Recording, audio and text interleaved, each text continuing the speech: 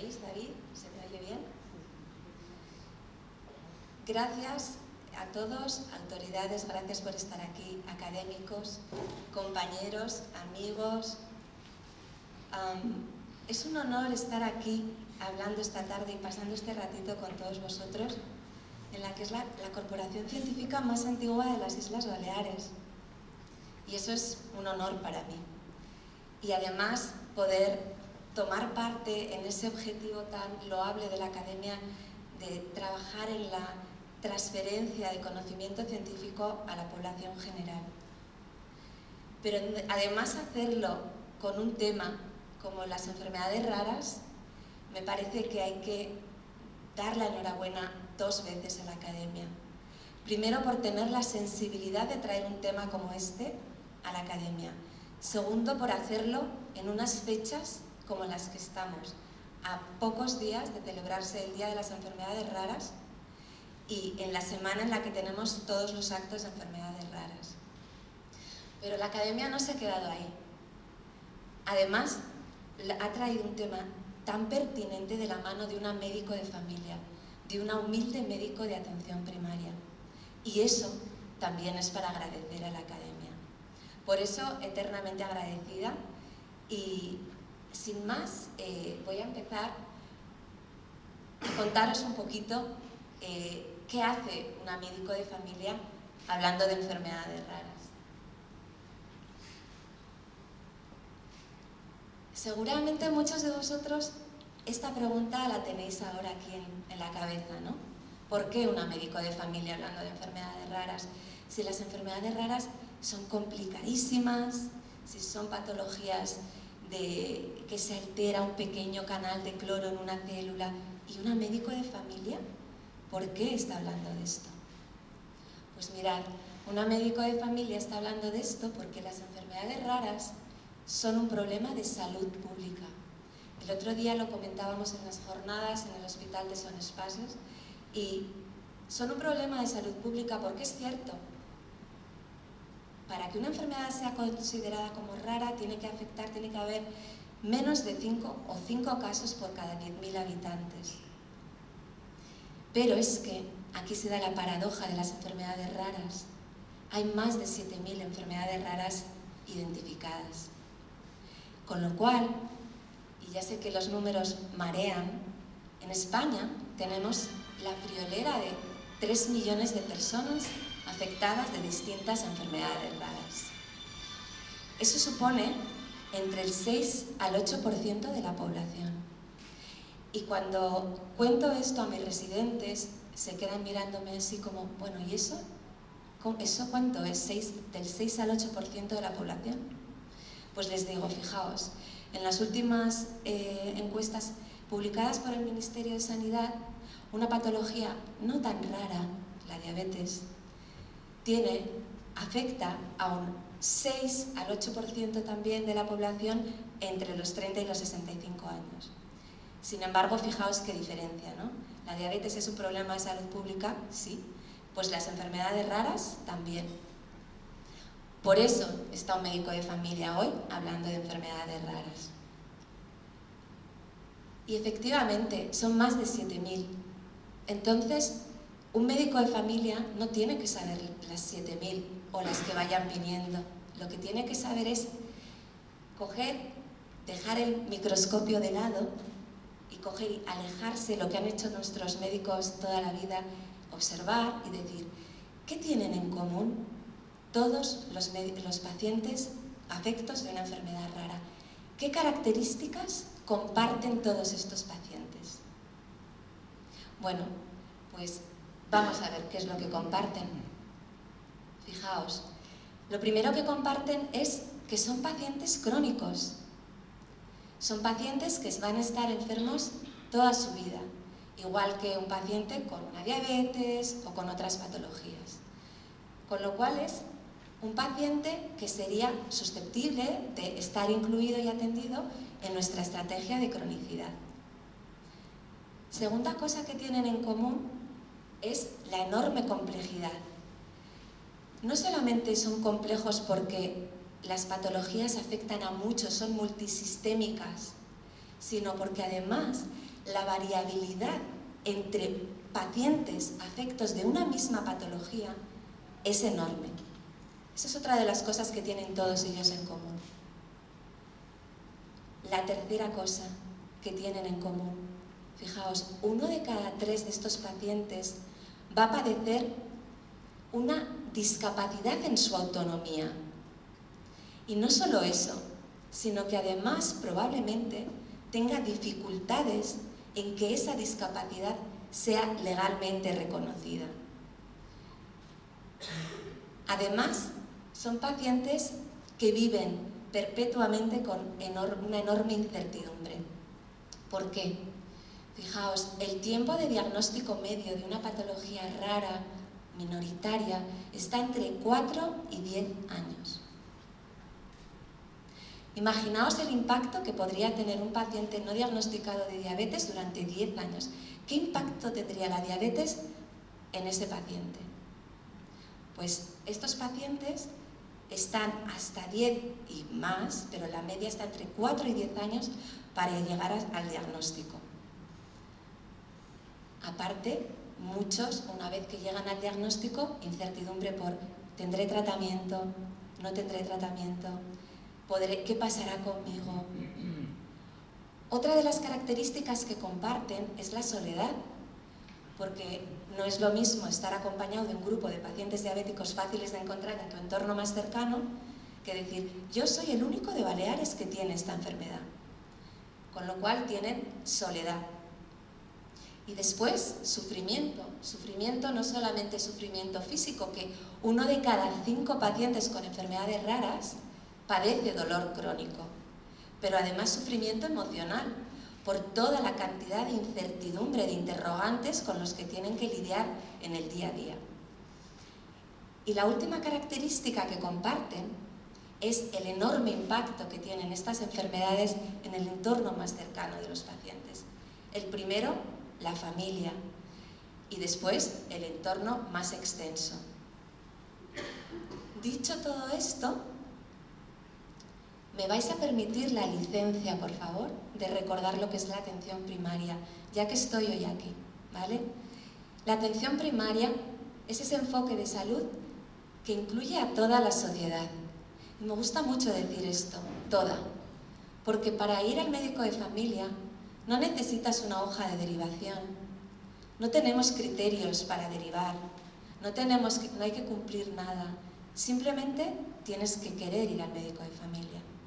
Y decimos que es la puerta del sistema sanitario, y yo siempre digo, es que es verdad que somos la puerta, porque los pacientes tocan a tu puerta y te dicen, doctora, ¿tiene un momento, por favor? Por lo tanto, la atención primaria incluye a toda la sociedad, tiene por objeto garantizar el mayor nivel posible de salud y bienestar y su distribución equitativa. Esto también merecería un capítulo aparte para hablar de equidad y de enfermedades raras. No entraré demasiado aquí. Mediante la atención centrada en las necesidades de las personas, tan pronto como sea posible, a lo largo del proceso continuo que va desde la promoción, la prevención, tratamiento, rehabilitación y cuidados paliativos. Esto es lo que llamamos atención centrada en el paciente. Si tuviéramos que elegir una frase que defina la filosofía de la atención primaria, es esa, atención centrada en el paciente. Y en el tan próximo como sea posible del entorno cotidiano de las personas.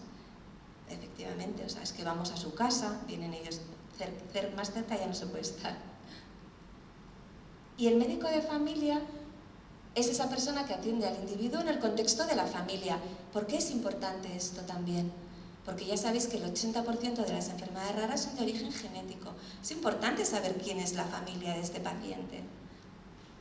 Y a la familia en el contexto de la comunidad. Proporciona la mayor parte de la atención que necesita el individuo después de considerar su situación cultural, socioeconómica y psicológica. O sea que es una atención integral y continuada. Por tanto, después de deciros esto, espero haberos convencido de que el entorno de la atención primaria debería ser el entorno ideal para acoger a todos estos pacientes con enfermedades raras. Y sin embargo, la atención primaria enfrenta muchos retos. Muchos, actualmente, no vamos a entrar en todos, pero afronta muchos retos en lo que a las enfermedades raras se refiere. Y desde la estrategia estamos trabajando centrados ahora sobre todo de la estrategia de enfermedades raras de las Islas Baleares. Estamos centrados sobre todo en dos bloques importantes. El primero, que los sanitarios entiendan y conozcan mejor las enfermedades raras. Y el otro bloque, mejorar los cuidados a los pacientes y a las familias afectadas de enfermedades raras. Os voy a dar 4 pinceladas de la primera parte, para no extendernos. Fijaos, os he dicho antes que que uno de los grandes retos que afrontan los enfermos con enfermedades raras es el retraso diagnóstico o los diagnósticos erróneos, ¿vale? ¿Y sabéis cuál es el factor que condiciona, el más importante que condiciona los errores diagnósticos y el retraso? La falta de conocimiento y de formación de los profesionales sanitarios en enfermedades raras. Ese es el más importante. Fijaos, si se hace una revisión bibliográfica de todo lo que está publicado al respecto, toda la literatura concuerda, estamos de acuerdo en que efectivamente el nivel de conocimiento de estas enfermedades entre los sanitarios, médicos, no solo de primaria, sino de distintas especialidades, es muy pobre, ¿vale? Es verdad que no hay muchos estudios y los estudios son de poca calidad, no son de muchísima calidad, pero todos están de acuerdo en lo mismo. Y aquí en España, en nuestro entorno más cercano, los poquitos estudios que hay dicen efectivamente lo mismo, que los médicos de atención primaria y especialistas hospitalarios muestran un bajo nivel de formación en enfermedades raras y que es necesario tener un programa de formación continuada sobre este tema, unidades multidisciplinares y guías de práctica clínica de calidad que nos ayuden en la prevención y en el poder tomar decisiones clínicas adecuadas. Bueno, pues fijaos, eso es parte de la culpa de que los diagnósticos vengan más tarde, pero también hay otro factor que es y que en las enfermedades raras desde los años 40 viene haciendo estragos. Todos mis compañeros médicos que estáis aquí lo habéis oído probablemente hasta la saciedad, es que si oyes ruido de cascos, piensa en caballos, no pienses en cebras. Eso ha impactado de lleno desde los años 40 en los que Theodore Woodward acuñó esta frase, el famoso nominado a premio Nobel. Se basaba un poco en cuando tengas que tomar una decisión, opta por la solución más fácil, que normalmente es la más probable y acertarás. Pero claro, en enfermedades raras es precisamente lo que ha hecho que dejemos de diagnosticarlas. Pero esta frase no solo ha impactado enormemente a las enfermedades raras, también a otras patologías de alta prevalencia, una neumonía que tiene una presentación atípica y nos la comemos, no la hemos diagnosticado. Por tanto, también hay que cambiar este paradigma, abrir el panorama mental y pensar que a veces, cuando hay ruido de cascos, pueden ser cebras. Por eso, muchas organizaciones internacionales tienen en su logo una cebra, organizaciones internacionales de enfermedades raras, para hacernos recordar a los clínicos, a los académicos, que pues, a veces son cebras. Bueno, y dicho esto, ¿qué conclusiones sacamos de todo esto?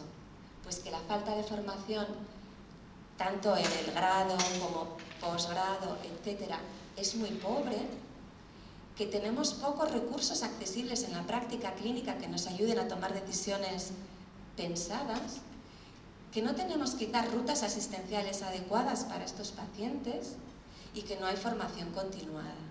Por tanto, desde todos los expertos en enfermedades raras se recomienda, nos parece imperativo que los sistemas sanitarios incluyan formación continuada en enfermedades raras, en programas de mejora, tanto en atención primaria como en atención especializada.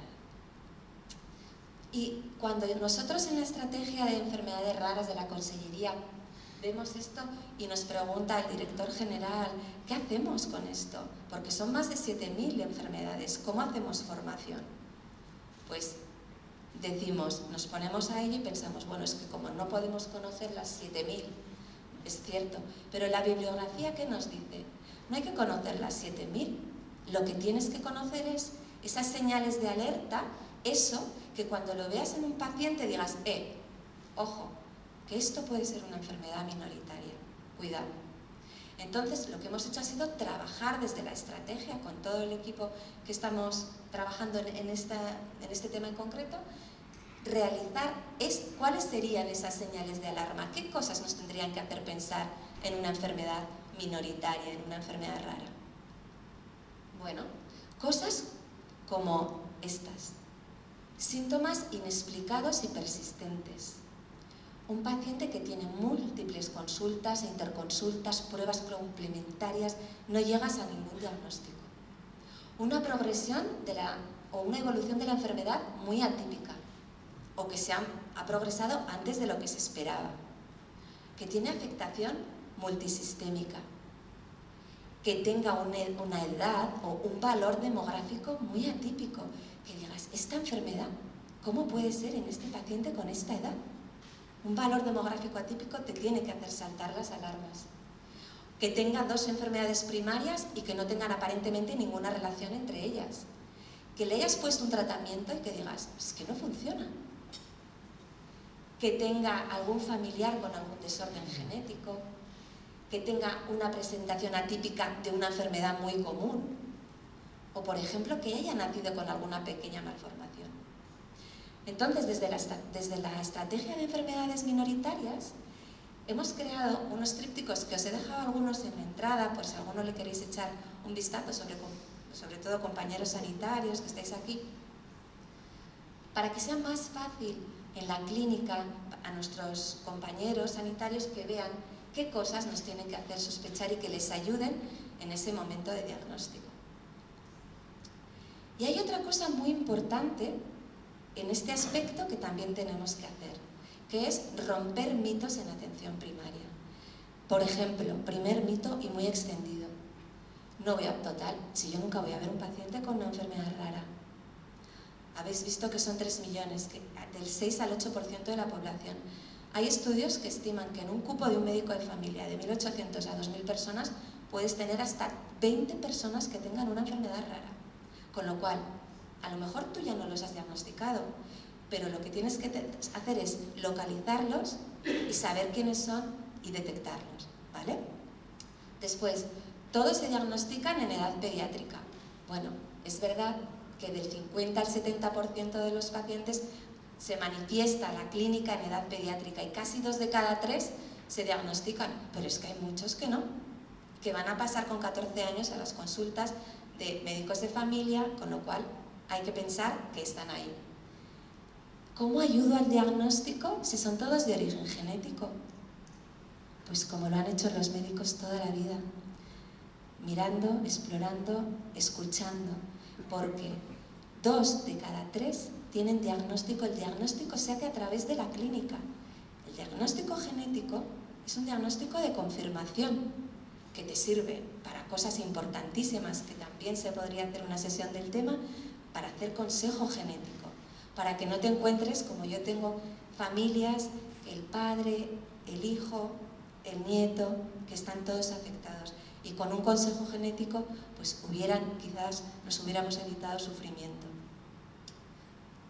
¿Estos pacientes son para superespecialistas? No.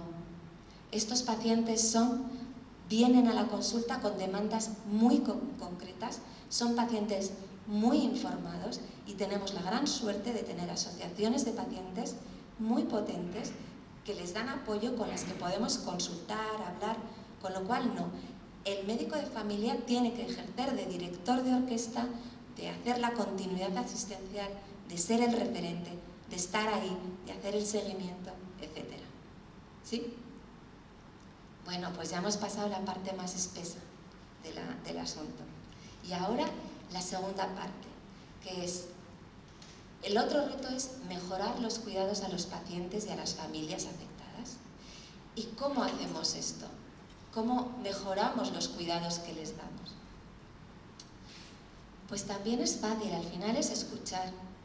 Tú le mejoras a alguien preguntándole qué necesita, ¿no? Bueno, pues esto, Eurordis, en Europa, y con la idea de establecer un plan estratégico europeo bien fundamentado, hicieron un proyecto que fue el RER 2030, ¿vale? En este proyecto, era un proyecto prospectivo financiado por Europa para hacer estas recomendaciones y queríamos asegurarnos que ese plan estratégico europeo contuviera todas las necesidades de los pacientes para que se pudieran meter adecuadamente dentro de la estrategia de salud. Este proyecto tuvo varias fases y una de las más importantes fue la encuesta, el barómetro, el RER 2030. Y tiene muchísimos datos muy interesantes, pero solo os he traído unos pocos porque me parece que esta pincelada os da la idea de cómo se sienten y cómo están esos pacientes, no solo aquí, sino en Europa. Fijaos, desde el 3 de diciembre del 2020 al 17 de enero del 2021 se les hicieron casi 4.000 personas entraron en las encuestas. La población diana eran pacientes que tuvieran una enfermedad rara o sus cuidadores directos, porque a veces son niños y la encuesta la rellenan sus padres. Y eran probablemente de las encuestas que ha hecho Europa cuantitativas a gran escala más potentes, ¿vale? Bueno, tres bloques interesantes. Primer bloque. En cuanto a las expectativas en calidad de vida, se les pregunta a estas personas, ¿qué esperáis? Fijaos, el 50% esperan ayuda con el tratamiento de los síntomas. A mí esto me pareció como, me desarmó, porque un paciente diabético no espera que le ayuden con el tratamiento de sus síntomas, sabe que le van a ayudar con el tratamiento de sus síntomas. Sin embargo, un paciente crónico con una enfermedad rara, el 50% tiene la esperanza de que a lo mejor les ayuden con el tratamiento de los síntomas. Casi el 80% de la encuesta, que es un dato que no os lo he traído, más del 80% saben que no se van a curar, pero por lo menos esperan que les ayudemos con los síntomas. Casi el 60% esperan recibir ayuda psicológica. El 53% esperan acceso a empleo adaptado. Casi el 80% piensa que su calidad de vida podría mejorar integrando la atención médica y la atención social. Vamos, lo que hacemos habitualmente en el centro de salud cuando nos reunimos con otras cosas, con otras patologías, con el trabajador social, con la enfermera gestora, etc. Y el 39% eliminan o esperan la eliminación de la discriminación. Y aquí vamos a coger aire todos, no os durmáis, por favor. Esta parte me pareció también muy demoledora, fijaos. Me leí atentamente qué habían mirado en temas de discriminación, porque uno puede sentirse discriminado en el supermercado, ¿dónde? Y les preguntamos, ¿dónde se han sentido ustedes discriminados? Y resulta que más del 40% se habían sentido discriminados dentro del sistema sanitario. ¿Qué expectativas tienen estos pacientes en cuanto a la atención médica? Pues el 50% espera que mejore la coordinación entre nosotros, los profesionales sanitarios. Esto es un poco un mantra que se repite bastante, el tema de la coordinación. El 81% está dispuesto a realizar consultas en remoto. Ya sabéis que a lo mejor de una enfermedad en concreto tenemos el centro referente, el CESUR, y igual está en Madrid o está en Barcelona. Bueno, pues están dispuestos a hacer consultas en remoto.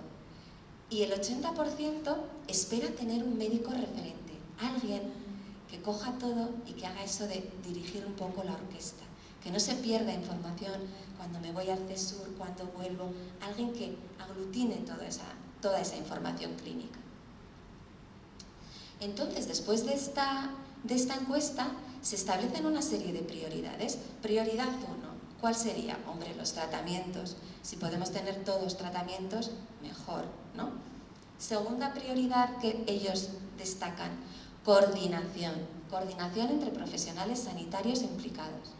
Tercera, que les facilitemos las consultas con profesionales expertos y CESURes.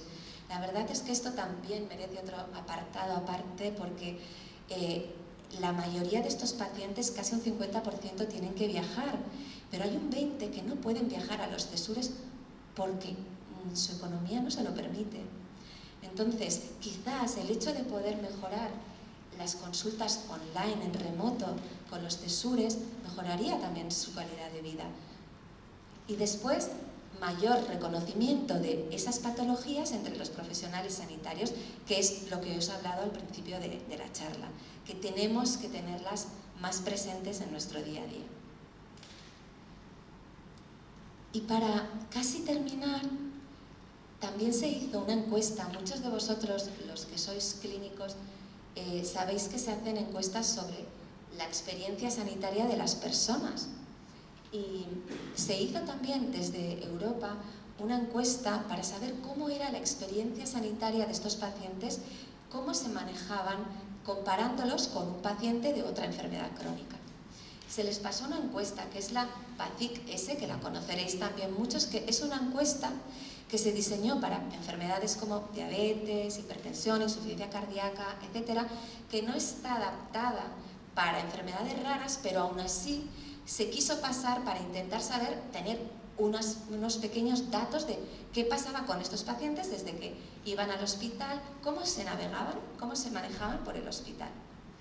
Bueno, pues se les pasó el cuestionario y los pacientes con una enfermedad rara tienen una experiencia y puntúan mucho peor que un paciente con cualquier otro tipo de enfermedad crónica.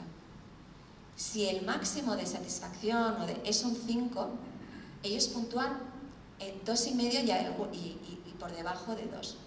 Eso quiere decir que en preguntas tan fáciles como cuando te ibas a tu casa, ¿te explicaron bien el tratamiento?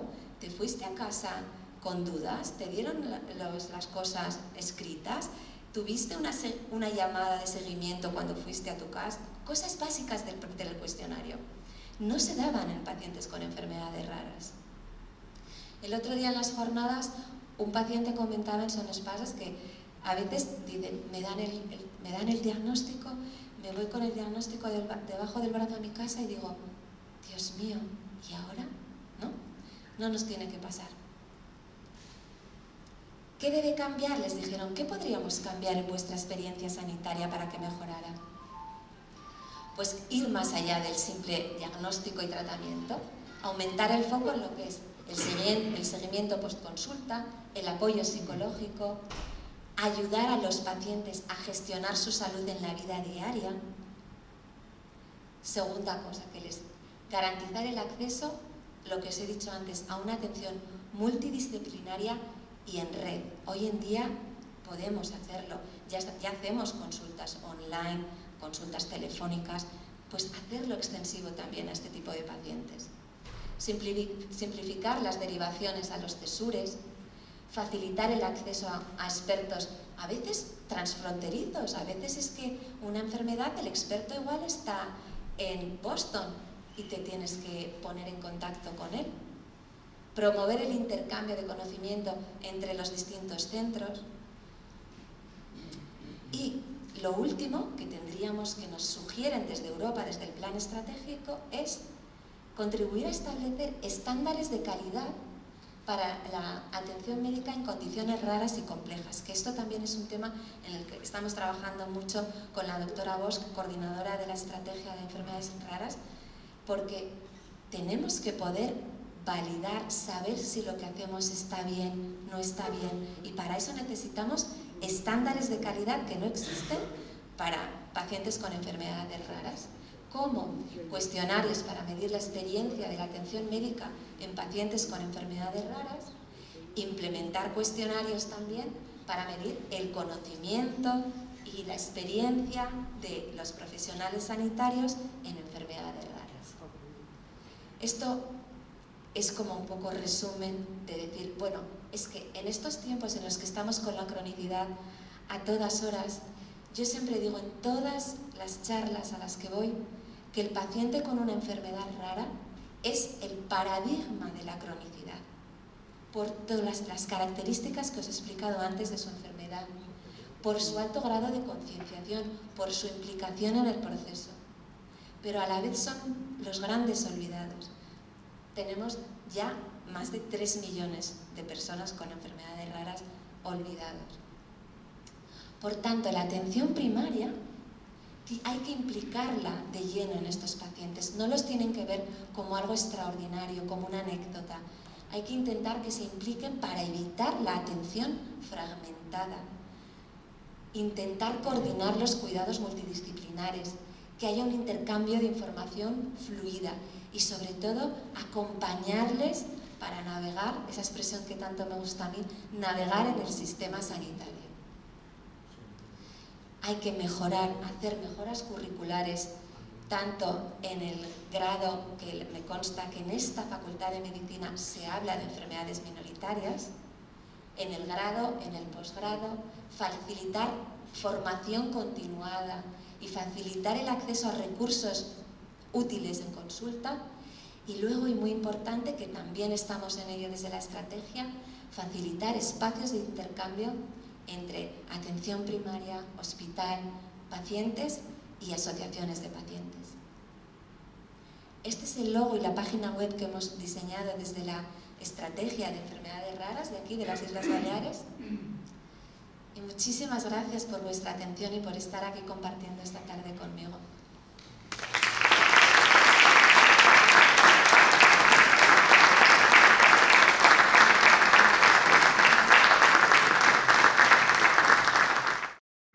Muchísimas gracias, ha sido muy interesante. Yo creo que también es interesante la interacción de la asistencia primaria con la especializada, pero realmente enfermedades raras no son tan raras, puesto que son muchísimas, ¿no? Entonces, aquí en Mallorca, ¿cuáles son las menos raras de las enfermedades raras? Porque dependiendo del sitio geográfico, al ser una cosa genética, probablemente haya más de un sitio que de otro. Aquí tenemos algunas neurodegenerativas, tenemos amiloidosis, tenemos grupos de enfermedades que son un poco más endémicas aquí, efectivamente. Y probablemente gracias a las asociaciones en Baleares potentísimas, son las que están más visibilizadas y quizás incluso las que tienen quizás más puertas abiertas, más rutas asistenciales hechas en Baleares.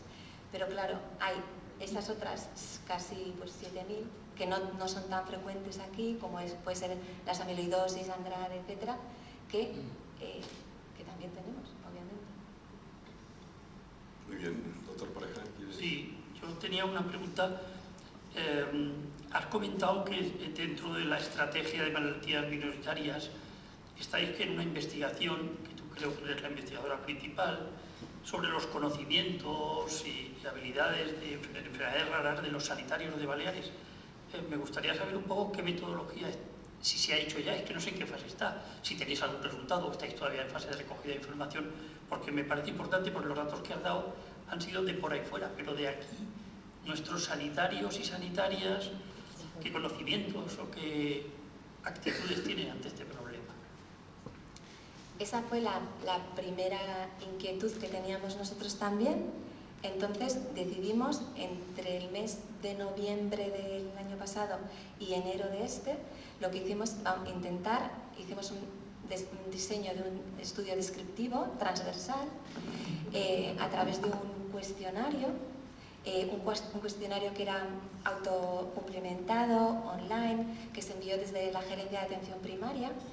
Y la intención del cuestionario es saber cuánta era la sensibilización, conocimiento, formación en principio nos acotamos a atención primaria para empezar, para arrancar, sanitarios de atención primaria sobre enfermedades raras.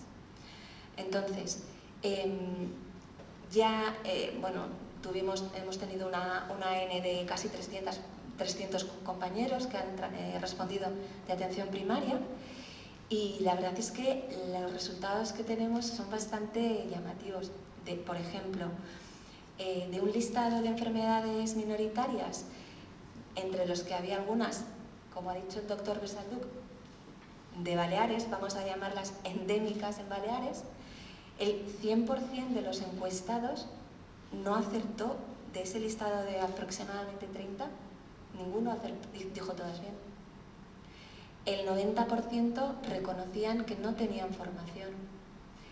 Más del 90% solicitaban, creían que era necesario tener formación continuada y ayuda en este tema y ayuda en consulta. Y a raíz de ese estudio, que las siguientes fases es intentar ampliarlo a no solo atención primaria, sino hospitalaria, estudiantes de medicina, residentes de distintas especialidades, porque simplemente el hecho de recibir el estudio, o sea, el cuestionario y rellenarlo, ya te abre los ojos a otra realidad y dices, madre mía, pero si yo de esto no sé, ¿no? Y es cierto que los resultados han sido, bueno, no nos alejamos nada de todo lo que se ha hecho en Europa, etcétera. Se abre para ¿hay alguna pregunta? Sí. Bien, muchas gracias por tu exposición. Soy Miguel Aguiló, soy de la Real Academia de Farmacia, y me gustó mucho tu comentario sobre la frase esta tan errónea de los caballos y las cebras, porque es aplicable en muchos campos. Soy analista clínico también, aparte de farmacéutico comunitario, y en un libro de diagnóstico clínico, diagnóstico por laboratorio, la primera página ponía: si oyes ruido de caballos, si oyes ruido de cascos, piensa que serán caballos y no cebras. Parece una absoluta barbaridad, precisamente también en el diagnóstico de laboratorio, ¿no? Y es una diapositiva que yo he empleado a veces. Quiero hacerte un comentario. Como médico de atención primaria, bueno, tú has comentado que las enfermedades minoritarias, casi un 80%, tienen origen genético, y es importante conocer los datos familiares. Pero tú, como médico de atención primaria o de familia, con la estructura actual, tú tienes acceso a los datos de la familia de este paciente, porque yo sé si hay un problema quizá estructural. En farmacia comunitaria, aparte de esta cuestión, nos encontramos no solo con esto, sino que los pacientes se quejan mucho de que les cambian constantemente de médico. Entonces, claro, veo muy difícil que, si no podemos volver a, eso es imposible, ¿no?, al antiguo médico de cabecera, ¿no? Pero si crees que la estructura es deficitaria en este sentido, si crees que habría que modificarla para que estuviera informatizado, estuviera bien implementado, de manera que cuando tú tienes un paciente accedieras realmente al historial de su familia. ¿Es accesible? ¿Debe serlo? Esta es mi pregunta. Importantísima tu pregunta, y además muy pertinente, porque estamos de hecho en ello. Las personas que trabajamos en enfermedades raras, en la estructura de la historia clínica que tenemos actualmente en atención primaria, tú puedes escribir en la historia: padre con enfermedad neurodegenerativa tipo Charcot, tipo lo que sea, amiloidosis, puedes escribirlo. Pero efectivamente, toda historia clínica que se precie tiene que tener un árbol familiar. Toda. Y ya he hablado de este tema con personas que están trabajando en la historia clínica, tanto hospitalaria como la que tenemos en primaria, y estamos en ello. Es uno de los proyectos que tenemos, que se pueda incluir el árbol familiar y que no se quede el dato únicamente escrito, porque al final, cuando tú quieres explotar ese dato con otros fines, tampoco te sirve. Entonces, eso es importantísimo.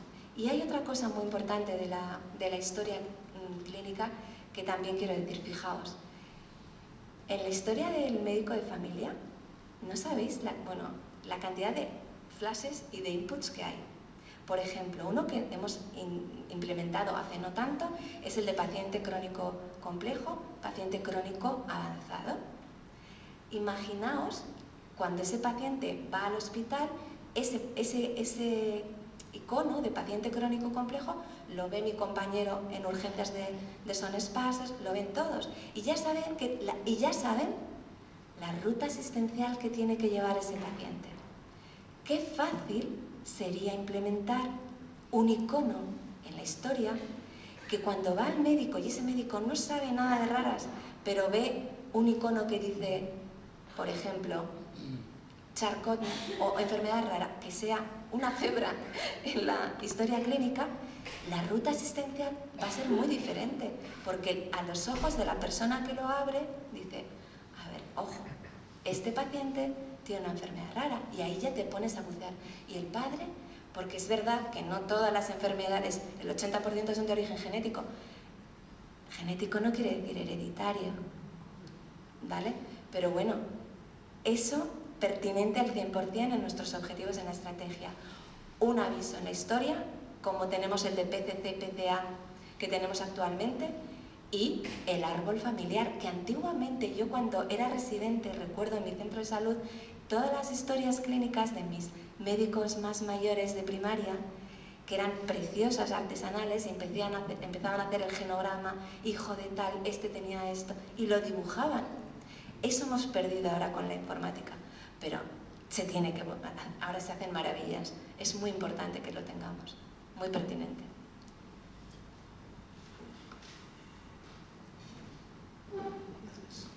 Buenas tardes, Joan Soriano.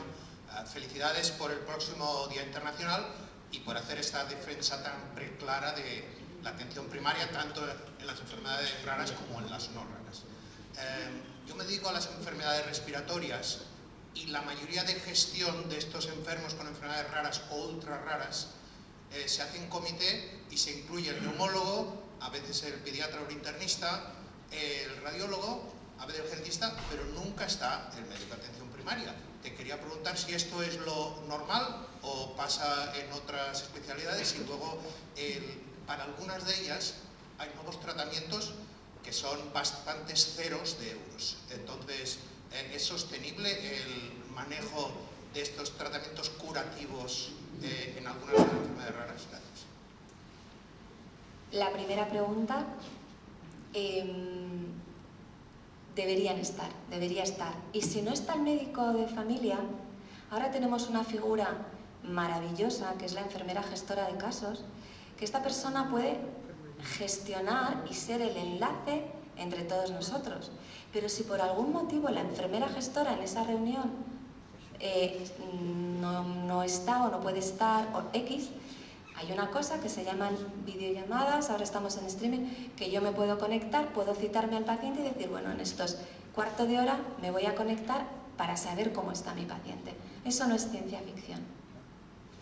Y después, la siguiente, el coste. ¿Es equitativo no tratarlas? ¿Tratamiento curativo? No digo más. ¿Más preguntes o comentaris? Gràcies, Lucía, per la teva exposició. Jo tinc una curiositat. Com a metge de família, no dic qualsevol que no tingui coneixement, sinó, per exemple, tu, que tens coneixement en malalties rares, com i on derives? Quan sospites que n'hi ha una? Depèn. Si trobo que és una malaltia que pot ser metabòlica i el nen ja té 14 anys, segurament, li posaria un correu a la doctora Bosch, que està aquí darrere, que és una experta en malalties minoritàries. Si trobo que és qualque cosa respiratòria que no me quadra, segurament, abans de fer res, posaria un mail a un company expert. Pot ser respiratori al doctor Palou, que du fibrosis quística, qualsevol. Normalment, la primera porta, normalment, com que és multisistèmica la malaltia, sol ser medicina interna. Doctor Boades. En primer lugar, darle la enhorabuena por la magnífica exposición a la doctora Lucía Ugarriza. Vamos a ver. Durante mi vida profesional yo hice la tesis doctoral sobre la fiebre mediterránea familiar. Entonces, aún me encuentro que veo casos, y efectivamente, como muy bien has dicho, primero es la clínica y después estamos la genética. Todo lo que no se conoce se ignora, y entonces, al ignorarlo, entonces no lo acaban de aceptar. Esto es muy importante. ¿Por qué? Porque ahora voy a hablar de la segunda enfermedad a la cual me he dedicado los últimos 20 años, que es la amiloidosis hereditaria por TTR. Muy bien. Hay una frase que me ha encantado, entre otras muchas, que has dicho, que la medicina de familia es la puerta de la sanidad. Cuando nos dimos cuenta de los pacientes con amiloidosis, lo primero que hicimos fue a los centros de salud a explicar la enfermedad. Y entonces no a burocratizar el tema. He aquí donde yo creo que fallamos. Hay que darlo a conocer a los médicos de familia, que es la puerta de entrada. Una vez que lo explicas, explicar la variabilidad, y has hablado muy bien de ello. Entonces, no es lo mismo, porque pueden manifestarse de distintas formas desde el inicio. Y esto nos dio un camino muy importante a formar equipo multidisciplinario, que es donde estos pacientes, y debido a su variabilidad, repito, entonces al manifestarse de distintas maneras, después quieren un coordinador o una persona que les hable por primera vez de lo que ellos han padecido durante muchos años. Y después, por supuesto, está la asociación de pacientes, que es explicarles, y ellos hacen una labor impresionante. Dejemos de burocratizar y vamos a ir directamente a explicar. Y entonces, solamente una salvedad. Yo creo que el doctor Besalduque ha hecho una pregunta muy importante. ¿Cuál es la menos rara de las raras que tenemos? Entonces, potenciemos estas enfermedades que tenemos en nuestra comunidad, darlas a conocer y podremos beneficiar a muchos pacientes. Porque de amiloidosis puede haber unos 400 o 450 en toda España, pero en Mallorca puede haber entre 80 y 100. Entonces, es una labor que yo creo que es muy importante. Y como esta, la porfiria y otras que conoces tú mucho mejor que yo. Sí, estoy totalmente de acuerdo, doctor Boades. De hecho, en las jornadas que solemos hacer cada año en el hospital de Sonospases, siempre la doctora Bosch insiste, siempre tienen cabida las más prevalentes en nuestro entorno. Y yo recuerdo cuando se hizo toda la sensibilización del tema de la amiloidosis. Es fundamental no dar tanto burocracia y que los compañeros oigan, que sepan, oye, pues esto podría ser. Porque además, si algo ya no te cuadra, le dices al paciente, vuelve mañana que me lo voy a revisar. ¿No? Estoy muy de acuerdo. ¿Más preguntas? Vamos todas.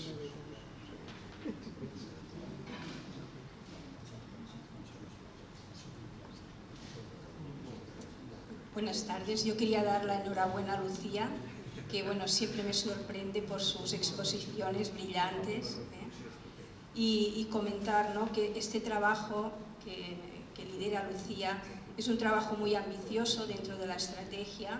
En primer lugar, se ha empezado por la encuesta, pero ahora hay que fomentar, ¿no?, el conocimiento de estas enfermedades, no solo con personas facultativos, sino con también la población en general, por el gran impacto que tienen estas enfermedades en la población.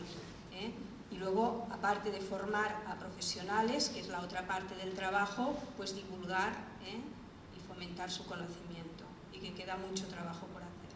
Y necesitamos muchas ayudas. Sí, es verdad, hay muchísimo trabajo por delante.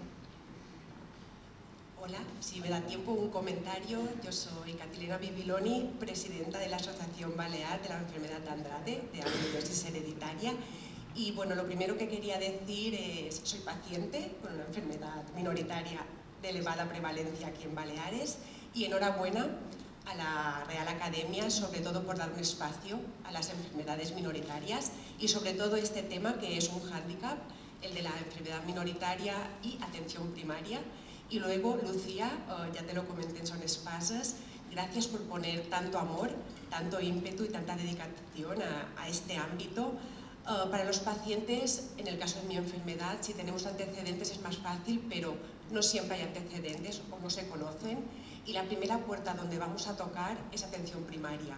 Y no tocamos una vez, sino que tocamos 6, 7, 8, porque los síntomas no mejoran, de cada vez van a peor, y creo que es muy importante el tema de las red flags, no solo en la nuestra, sino en cualquier enfermedad poco frecuente. Así que muchas gracias, tanto a la Real Academia como a ti.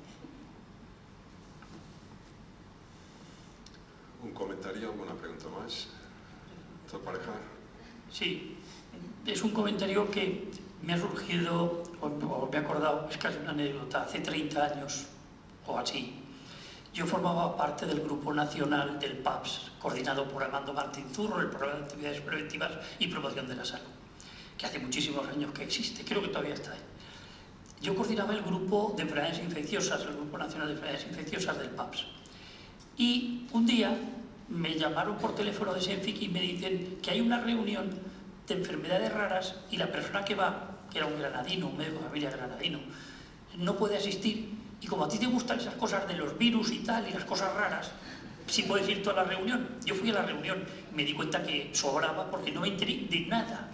Y es hace 30 años, y era el PAPS, era el programa nacional. Es decir, que hace 30 años que ni los propios expertos en prevención, entre comillas, de atención primaria, les sonaba nada a las enfermedades raras, porque ¿a quién enviamos?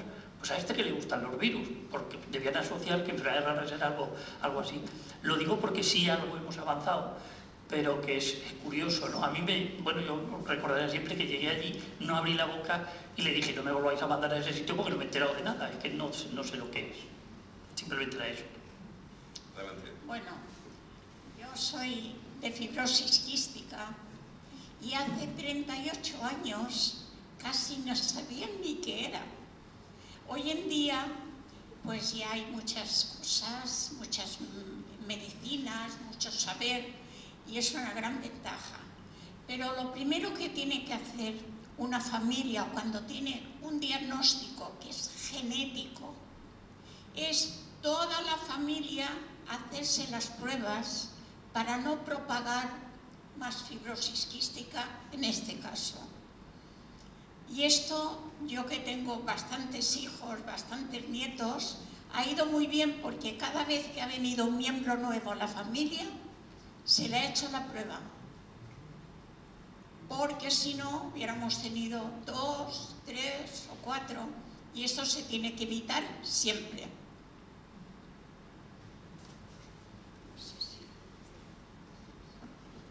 Muy bien, ¿hay otra pregunta por allí? Sí. Hola, buenas tardes. Yo soy Marga Peralta, soy la delegada en Baleares de la Asociación Nacional de Síndrome de Ehlers-Danlos y Perlasitud, también otra enfermedad rara. Y lo primero, dar las gracias a la Real Academia y a Lucía por haber hablado de enfermedades raras esta tarde. Y un punto que no has tratado y quería decir, o sea, muchas veces la gente con enfermedades raras llega a la consulta de primaria con una sospecha del diagnóstico. Entonces se agradece mucho cuando el médico de primaria te escucha, te hace caso y se informa, porque la doctora Lucía ha hablado de retrasos de 5, 10, 15 años. En el caso del Ehlers-Danlos hay diagnósticos, siendo una enfermedad genética y hereditaria, hay diagnósticos a los 40 años, a los 50 y a los 60. Entonces, la gente no sabe qué le pasa, busca información por internet, y cuando llega el médico de familia y explica qué le pasa, oye, que he encontrado esto, podría ser, se agradece muchísimo cuando te escuchan, buscan información y te confirman o no lo que tienen, pero que se preocupan y te escuchan. Es así, sí, sí. Si normalmente los pacientes ya con enfermedades raras vienen informadísimos y solo hay que escuchar, es que es poner un poco de atención y es verdad, sí. ¿Hay algún proyecto de utilizar inteligencia artificial para llegar a estos diagnósticos así un poco entrevesados? Cada vez más. La inteligencia artificial probablemente con las enfermedades raras revolución en las enfermedades raras. A nivel de todo lo que es Big Data, de recogida de... También estamos investigando parte de esto, de ir recogiendo formas de presentación de distintas enfermedades y hacer grandes conglomerados de data incluso para predecir con modelos matemáticos si ya un paciente con el tipo de presentación va a responder o no a un tratamiento, ¿no? Hay muchísimo, y en los años venideros, entre las nuevas técnicas diagnósticas de genética y inteligencia artificial, a los médicos nos va a cambiar el día a día. Y espero que a los pacientes. Claro que sí. Bueno, si no hay más preguntas, vamos a agradecerle otra vez más a la doctora esta aproximación que ha hecho de un tema, yo creo que es muy interesante para toda la asistencia, tanto primaria como terciaria, etc. Y creo que, bueno, esta es una de las funciones de la Academia, es la divulgación. Nos están siguiendo también telemáticamente. Y bueno, es agradecerle en serio de corazón que haya venido y haya explicado esto. Y también agradecer a ustedes por su asistencia y se levanta la sesión. Muchas gracias.